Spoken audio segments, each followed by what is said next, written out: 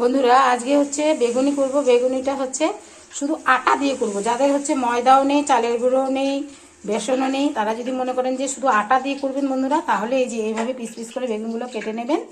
আর হচ্ছে এর মধ্যে লবণ, হলুদ, মিষ্টি, কাঁচা লঙ্কা, একটু কালো জিরা, একটু ধনেপাতা কুচিয়ে দিয়ে সুন্দর করে এইভাবে গ্রেভিতে এই সুন্দর করে করে নিয়ে এই যে কড়াইতে হচ্ছে তেল বসিয়ে দিয়েছি। একটু তেলটা একটু বেশি লাগবে, দিয়ে বেগুনিগুলো ছেড়ে দেবেন।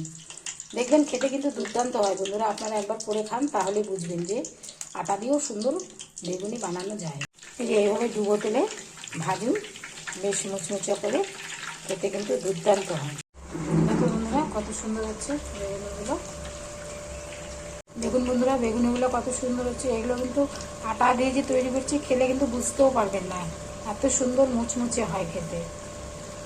অনেকক্ষণ ধরে একটুখানি আস্তে আস্তে করতে হবে, একবারে দিলে পরে তো ভেতরটা কাঁচা থাকবে, বুঝতেও পারবেন না যে এটা আটা দিয়ে করা হয়েছে। এর মধ্যে বিভিন্ন ধরনের মশলাগুলো অ্যাড করবেন বন্ধুরা, লাল লঙ্কার গুঁড়ো, গোলমরিচের গুঁড়ো, ধনের গুঁড়ো, জিরের গুঁড়ো, এগুলো এই ধরনের মশলাগুলো দিয়ে একটু কাঁচা লঙ্কা কুচিয়ে দিয়ে লবণ একটু মিষ্টি দিয়ে করবেন।